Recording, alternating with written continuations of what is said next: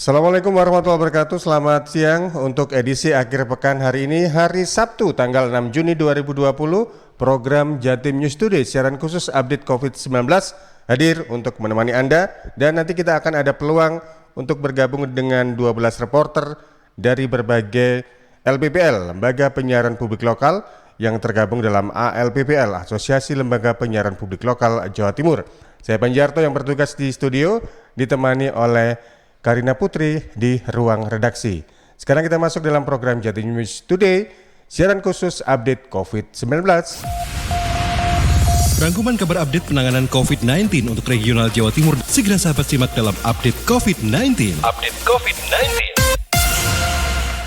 Baik, informasi pertama dari Diding Yunarto, Suara Sidoarjo, daerah dengan jumlah PDP, pasien dalam pengawasan, dan OTG, orang tanpa gejala lebih dari 50%, jadi sasaran tes massal tim COVID-19 Hunter Pemprov Jawa Timur. Diding. Sahabat, mulai Jumat kemarin, tim COVID-19 Hunter melakukan tes massal di 10 kabupaten kota di Jawa Timur. Tahap pertama dilakukan di 5 daerah, yaitu di Sidoarjo, Bangkalan, Kediri, Tulungagung, dan Gresik. Tes massal kali ini dilakukan sampai 9 Juni nanti. Sasaran tes adalah PDP dan OTG di masing-masing daerah. Ini dikatakan Khofifah Indar Parawansa, Gubernur Jawa Timur, dalam konversi pers Jumat kemarin di Gerahadi. Yang mendapatkan prioritas dari tim COVID-19 Hunter-nya Pemprov adalah yang OTG dan PDP-nya di atas 50%. Karena di Jawa Timur ini OTG berpotensi terhadap konfirmasi positif COVID-19 sudah sampai 35%. Sementara PDP potensi terhadap kemungkinan positif sampai 55%. Artinya ketika kita ingin memutus mata rantai penyebaran COVID-19 dengan menyisir OTG dan PDP, maka sesungguhnya 90% yang berpotensi terkonfirmasi positif itu relatif sudah akan bisa termitigasi. Kira-kira begitu. Tentu urutannya rapid test kalau reaktif swab. Swab kalau positif, saya minta kepada tim adalah rawat rumah sakit. Kita sebetulnya awal-awal dulu mensyukurkan isolasi mandiri atau di rumah. Tapi karena tidak semua warga kita memiliki ruang yang cukup, halaman yang cukup, sehingga dirawat di rumah sakit akan bisa monitor bagaimana tingkat dari imunitas masing-masing pasien yang diharapkan mendapatkan treatment secara terkontrol dengan baik. Seperti dikatakan oleh Khofifah, dengan menyisir PDP dan OTG, diharapkan bisa memutus rantai penyebaran COVID-19. Karena PDP dan OTG penyumbang terbesar konfirmasi kasus positif. Saya Diding Yunarto, Suara Sidoarjo, untuk Jatim News Today. Masih dari Suara Sidoarjo ada Billy Patopoy, Badan Intelijen Negara BIN daerah Jawa Timur, lakukan rapid test dan swab COVID-19 di Kelurahan Wonocolo, Taman Sidoarjo. Billy. Sahabat pendengar Jawa Timur, Badan Intelijen Negara atau BIN melayani tes cepat swab COVID-19 kepada masyarakat Kelurahan Wonocolo, Taman Sidoarjo, Jawa Timur yang berbatasan langsung dengan kota Surabaya. Hal ini disampaikan Brigjen TNI Muhammad Syafi'i, Kepala BIN daerah Jawa Timur. Pihaknya memilih Wonocolo karena banyak warga yang terkonfirmasi positif COVID-19. Bahkan ada 5 orang yang meninggal dunia akibat virus ini, baik untuk positif maupun PDP. Kegiatan kemanusiaan yang dilaksanakan oleh BIN ini juga untuk membantu kabupaten atau kota di seluruh Indonesia sebagai upaya untuk memutus mata rantai penyebaran COVID-19. Khusus untuk wilayah Jawa Timur, BIN melaksanakan di 12 titik, yaitu di Surabaya 10 titik, dan pada Jumat 5 Juni di Sidoarjo. Untuk orang yang reaktif, akan langsung dilakukan tes swab dan apabila dinyatakan positif, maka pihak pemerintah Kabupaten Sidoarjo akan melakukan isolasi. Sementara itu, Dr. Gigi Syaf Sadra Warman, Kepala Dinas Kesehatan Kabupaten Sidoarjo juga mengatakan telah menyiapkan sebanyak 20 tempat tidur yang bisa digunakan jika memang ditemukan terkonfirmasi COVID-19. Kemudian untuk data saat ini persebaran COVID-19 di Kabupaten Sidoarjo untuk ODP sendiri sudah ada 1.137 orang, PDP 512 orang, positif COVID-19 712 orang setelah kemarin ada penambahan 9 orang. Kemudian korban meninggal ada 63 orang dan 35 pasien dinyatakan sembuh. Demikian saya Billy Patopoy melaporkan untuk Jatim News Today. Itu tadi laporan dari Billy Patopoy, Suara Sidoarjo. Sekarang kita bergeser menuju ke Suara Madiun. Ada Kiki Desilia, pasien nomor 02 Kota Madiun, sembuh dari corona. Kiki. Sahabat Jatim News Today, kabar gembira datang dari Kota Pendekar. Pasalnya, pasien 02 asal Nambangan Lor Manguharjo, Kota Madiun dinyatakan sembuh setelah menjalani perawatan selama 24 hari di ruang isolasi. Juru bicara Tim Gugus Tugas Percepatan Penanganan COVID-19 Kota Madiun Nur Afla mengatakan, pasien tersebut dinyatakan positif setelah pulang dari Bogor 12 Mei lalu dan merupakan pasien yang paling lama menjalani perawatan di RSUD Dr. Sudono Madiun. Pasien 02 ini diizinkan pulang setelah menjalani 2 kali tes swab dengan metode PCR.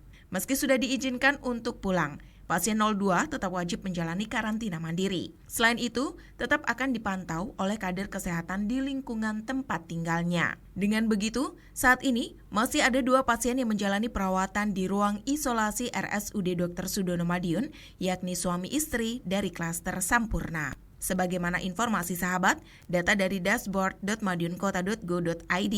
Persebaran COVID-19 di Kota Madiun per tanggal 5 Juni sebanyak 1.373 orang dengan resiko. Dengan rincian, 1.269 selesai pemantauan, 124 orang tanpa gejala, 103 selesai pemantauan, 69 orang dalam pemantauan, 67 selesai pemantauan dan sembuh, 1 orang pasien dalam pengawasan, dan 2 orang positif COVID-19. Saya Kiki Desilia untuk Jatim News Today. Dari Suara Madiun kita menuju ke RSal FM Nganjuk, Radio Suara Anjuk Ladang. Ada Agustin Merdekawati. Jumlah pasien COVID-19 Kabupaten Nganjuk semakin banyak yang sembuh. Agustin.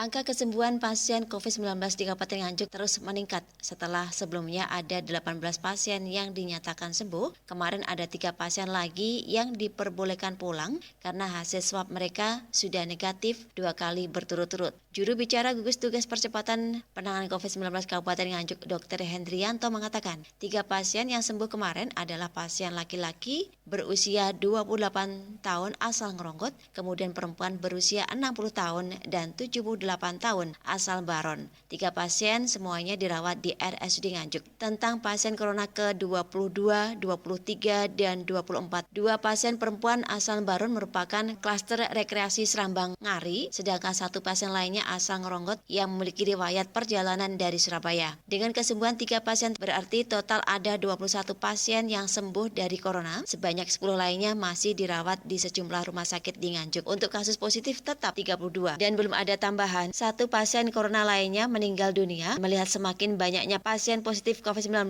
yang sembuh, Hendri menegaskan jika penyakit akibat virus dari Wuhan bisa disembuhkan, karenanya kembali meminta masyarakat untuk tidak memberi stigma negatif kepada pasien dan keluarganya. Sebaliknya, masyarakat diminta memberikan dukungan moral. Di saat yang sama, meminta agar masyarakat juga melakukan pencegahan dengan menerapkan protokol kesehatan, memakai masker jika berada di luar rumah, dan sering mencuci tangan menggunakan sabun di air mengalir. Imbauan pencegahan corona terus digencarkan bukan tanpa alasan, karena hingga kemarin, menurut Hendri, jumlah orang dalam risiko atau ODR kembali bertambah menjadi total 41.676 orang. Jumlah orang tanpa gejala atau OTG menjadi 989 kasus, dan kenaikan data tersebut menunjukkan Pemkab terus melakukan antisipasi penyebaran virus COVID-19. Dan hingga kemarin menurutnya, gugus tugas terus melakukan pelacakan atau tracing kontak pasien, termasuk pelacakan kontak terhadap pasien yang saat ini diisolasi di Kediri karena hasil rapid test mereka reaktif, dan otomatis keluarga dekat yang pernah kontak harus tracing. Warga yang sudah melakukan kontak dengan pasien reaktif langsung diminta melakukan isolasi mandiri di rumah, dan berharap ratusan warga yang tergolong OTG benar-benar mematuhi protokol kesehatan pencegahan corona sehingga kasus COVID-19 di Nganjuk tidak meluas lagi. Dari Agustin Merdekawati, Suara Anjuk Ladang melaporkan untuk Jawa Timur News Today. Berikutnya berturut-turut 2 reporter dari LPPL Suara Gresik. Pertama kita menuju ke Mahruzar Iskandar. Dalam persiapan tatanan normal baru, new normal, Gubernur Jawa Timur tinjau pasar di Gresik tetap produktif dan aman. Iskandar. Sehubungan dengan COVID-19, Gubernur Jawa Timur Khofifah Indar Parawansa melakukan peninjauan dalam rangka penyiapan dan rencana normal baru, produktif dan aktif selama masa pandemi COVID-19 yang berlokasi di Pasar Tradisional Modern Pondok Pelita Suci Kabupaten Gresik. Yang harus diantisipasi adalah pusat-pusat kerumunan. Pusat kerumunan salah satunya adalah di pasar tradisional. Maka saya Pak Pangdam Pak Kapolda melihat format pasar tradisional di Suci ini, kalau ini terus bisa terkawal, hari ini mereka pakai masker, hari ini mereka pakai face shield, tentu besok harus tetap terkawal bahwa penjualnya, pembelinya pastikan tetap pakai masker. Penjualnya disediakan mereka pakai face shield. Ini adalah untuk perlindungan mereka sehingga perdagangan tetap berjalan, tetapi mereka terlindungi semuanya. Kira-kira begitu. Ya, jadi ada angka-angka secara epidemiologi yang akan dijadikan alat pengontrol untuk bisa mengambil keputusan apakah sudah saatnya transisi menuju new normal atau bagaimana. Ini kan masih proses ini. PSBB ketiga, jadi tiap hari kita tentu akan melakukan monitoring bersama. Harapan dari Gubernur Jawa Timur, pengunjung dalam Pasar Tradisional Modern Pondok Pelita Suci di masa normal baru ini selalu menerapkan protokol kesehatan demi menekan angka sebaran COVID-19 di Kabupaten Gresik dan Jawa Timur. Mahruzar Iskandar melaporkan dari Suara Gresik. Berikutnya ada Kevin Chandra. Pasca PSBB pembatasan sosial berskala besar, Bupati Gresik rancang new normal live dengan penegakan protokol kesehatan. Kevin. Pasca berakhirnya PSBB tahap ketiga, Bupati Gresik Sambari Halim Radianto tengah merancang persiapan New Normal Life dengan melakukan penegakan protokol kesehatan. Dalam rancangan PPK ini, Bupati Gresik bersama dengan anggota Forkopimda juga mengundang Ketua Dewan Masjid Indonesia, perwakilan perusahaan, dan kelompok organisasi lainnya. Bupati Gresik mengatakan bahwa pelaksanaan penegakan protokol kesehatan akan diberlakukan di Kabupaten Gresik harus melalui kesepakatan fakta integritas dari semua pihak, termasuk Dewan Masjid, Kementerian Agama, dan perwakilan perusahaan yang ada di Kabupaten Gresik. Sebelumnya Bupati Gresik sudah mencanangkan desa tangguh COVID dan pasar tangguh COVID. Harapannya setelah ini akan muncul perusahaan tangguh COVID dan tempat ibadah tangguh COVID dengan penegakan protokol kesehatan. Sampai saat ini data dari Dinkes Gresik jumlah kasus positif COVID-19 sebanyak 199 orang dengan detail 154 orang dalam perawatan, 25 orang sembuh dan 20 orang meninggal. Saya Kevin Chandra, Suara Gresik untuk Jatim News. Baik sahabat, Anda masih bersama di program Jatim News Today, siaran khusus update COVID-19 yang hadir setiap hari Senin sampai dengan Sabtu mulai jam 11:05. Anda bisa dengarkan program Jatim News Today, siaran khusus update COVID-19 ini di LPPL, diantaranya Realita FM Pamekasan, Suara Sidoarjo, Suara Gresik, Pradia Suara Tuban, Mardika FM Kota Blitar, Persada FM Kabupaten Blitar, Ersal FM Nganjuk, dan Suara Madiun. Berikutnya kita akan menuju ke Tuban. Ada Hikmah Suroya dari Pradia Suara Tuban. Tuban siap laksanakan pilkada serentak sesuai protokol kesehatan COVID-19. Hikmah. Wakil Bupati Tuban Nurna Rusen menyampaikan Pemkab Tuban siap mendukung pelaksanaan pilkada sesuai dengan protokol kesehatan yang berlaku sesuai dengan arahan dari Mendagri. Menurutnya pelaksanaan pilkada sesuai protokol kesehatan akan mencegah penyebaran COVID-19 di Bumi Wali. Pada pelaksanaan pilkada 2020, Pemkab Tuban telah menyiapkan anggaran mencapai 54 miliar rupiah yang bersumber dari APBD Kabupaten Tuban. Jumlah tersebut merupakan perencanaan anggaran sebelum diterapkannya protokol kesehatan. Angka tersebut akan naik sesuai dengan kebutuhan yang diperlukan, mengacu pada pelaksanaan protokol kesehatan maupun regulasi lainnya. Wabub Nurnar mengatakan jumlah kebutuhan APD bagi petugas TPS dan pengawas akan menunggu pengajuan dari KPU dan Bawaslu Tuban. Berdasarkan laporan yang diterima, saat ini tengah dilakukan penghitungan kebutuhan APD yang diperlukan. Wabub mengatakan Pemkab Tuban terus berkoordinasi dengan KPU dan Bawaslu Tuban terkait pengelolaan anggaran secara efisiensi. Sejumlah tahapan pemilu akan dikondisikan sedemikian rupa seperti BIMTEK secara virtual guna memaksimalkan anggaran yang ada. Hikmah Suraya, Pradia Suara Tuban. Baik, dari Hikmah Suroya, sekarang kita menuju ke Ari Kusuma dari Persada FM Kabupaten Blitar. Pemkab Blitar masih validasi data penerima jaring pengaman sosial JPS tahap 2 agar tepat sasaran. Ari. Pemerintah Kabupaten Blitar hingga kini masih melakukan proses verifikasi dan validasi data penerima manfaat jaring pengaman sosial tahap kedua. Upaya ini ditempuh supaya bisa membedakan bantuan dari pemerintah pusat, provinsi, dan kabupaten. Koordinator Tim Gugus Tugas Bidang Ekonomi Kabupaten Blitar Tuti Komariati mengatakan mengenai bantuan sosial terus dilakukan evaluasi penerimanya, mengingat ada beragam bantuan yang diterima seperti peserta Keluarga Harapan atau PKH, bantuan pangan non-tunai atau BPNT, bantuan sosial tunai atau BST, bantuan sembako Pemprov Jatim, bantuan langsung tunai dana desa, serta bansos setempat, sehingga dibutuhkan waktu untuk mencocokkan data penerima agar tidak terjadi tumpang tindih dan permasalahan di kemudian hari. Tuti menambahkan, bantuan jaring pengaman sosial Pemkab Blitar diberikan kepada masyarakat kurang mampu, khususnya yang terdampak persebaran corona. Bantuan itu disalurkan selama 3 bulan, terhitung mulai bulan Mei, Juni, dan Juli. Ari Kusuma, LPPL Radio Persada FM Blitar. Ya, dari Ari Kusuma kita bergeser ke Risma Erina, masih dari LPPL Persada FM Kabupaten Blitar. Kemenak Kabupaten Blitar akui kesulitan mencari formula untuk pondok pesantren menuju new normal tatanan baru. Risma.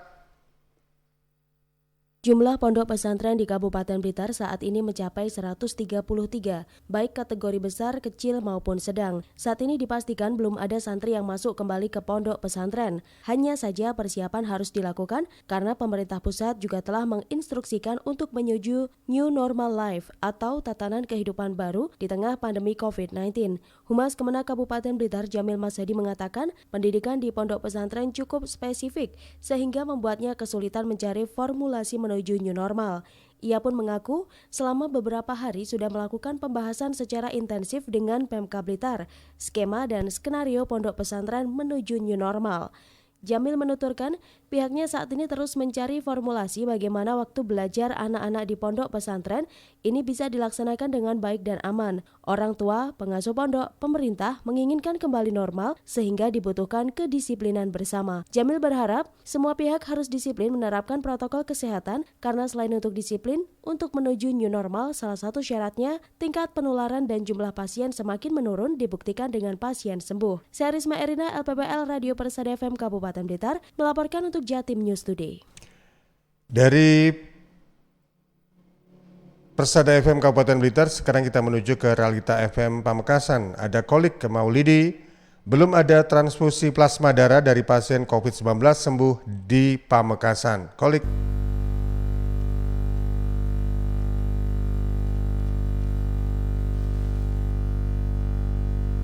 Jumlah pasien positif COVID-19 di Kabupaten Pamekasan saat ini semakin meningkat. Untuk itu, dibutuhkan donor protein dan antibodi yang terdapat pada plasma darah pasien yang telah dinyatakan sembuh untuk membantu pasien positif COVID-19 lainnya agar dapat segera pulih.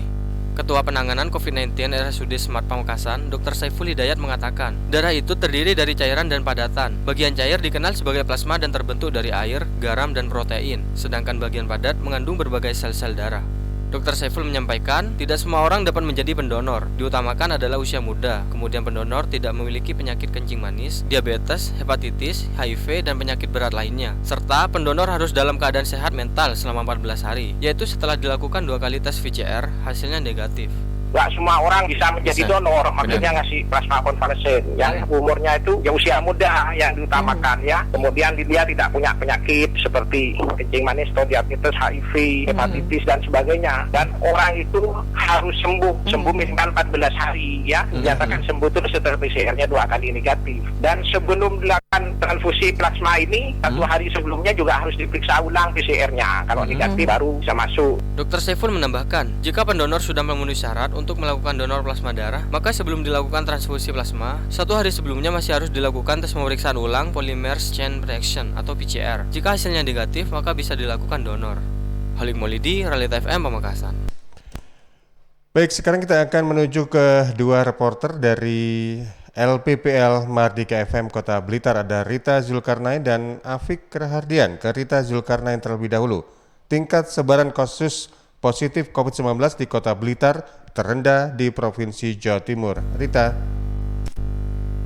Sejak mewabah di Indonesia hingga saat ini, kasus positif COVID-19 Kota Blitar terendah di Jawa Timur berada pada posisi 38 dari 38 kabupaten kota. Per Jumat 5 Juni 2020 jam 2 siang, kasus positif tetap 3 orang dengan kondisi 2 orang sembuh. Sedangkan 1 orang WNA Malaysia tinggal di Tanjung Sari masih dirawat di RSUD Mardiwaloyo. Hasil swab ketiga masih positif dan pada Jumat kembali diambil sampel pemeriksaan swab keempat. Santoso, Wali Kota Blitar mengatakan rendahnya kasus positif COVID-19 di wilayah yang dipimpinnya ini karena tingginya partisipasi masyarakat dalam mematuhi anjuran pemerintah. Hal ini disampaikan Santoso saat di Radio Mardika FM Jumat sore. Intinya tingkat kepedulian dan kedisiplinan dari warga masyarakat itu dan juga keaktifan dari baik dari TNI, Polri maupun masyarakat itu untuk selalu mengingatkan pada masyarakat ya, terutama dari gugus tugas ini untuk terjun di masyarakat.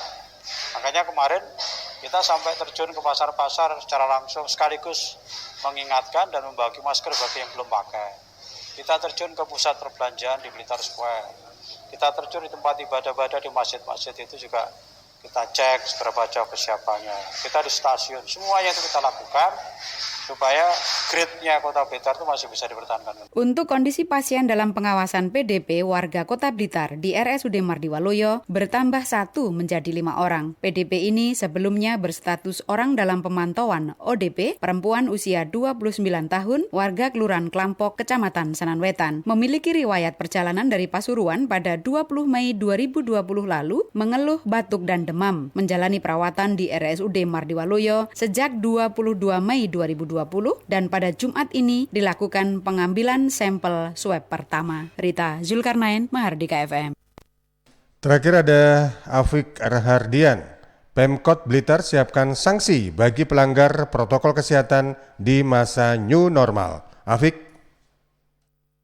Sobat Kebijakan New Normal Life akan diterapkan pemerintah Kota Blitar. Hal ini sesuai dengan instruksi Presiden Republik Indonesia Joko Widodo. Masyarakat Kota Blitar diharapkan harus terbiasa hidup di tengah wabah corona. Namun sebelum diterapkan secara menyeluruh, Pemkot Blitar terus melakukan berbagai persiapan. Di antaranya dengan melakukan sidak di tempat fasilitas publik, membagikan masker gratis, hingga melakukan berbagai sosialisasi pengenalan kepada masyarakat. Santoso, Wali Kota Blitar, ditemui usai melakukan video conference jelang New Normal di Integrated System Center ISC Dinas Kominfo dan Statistik Kota Blitar Jumat 5 Juni 2020 mengatakan pihaknya akan terus melakukan sosialisasi kepada masyarakat tentang New Normal. Santoso menambahkan, kebijakan New Normal akan dilaksanakan minggu ketiga bulan Juni, sementara minggu pertama untuk pengenalan dan minggu kedua untuk uji coba. Sementara itu, Pemkot Blitar tengah menyiapkan perwali yang isinya terdapat sanksi bagi pelanggar aturan saat New Normal diterapkan. Itu nanti akan diakomodir di dalam perwali. Perwalinya masih digodok, sehingga nanti sanksinya bagi masyarakat yang melanggar terhadap ketentuan itu apa-apa sudah dituangkan.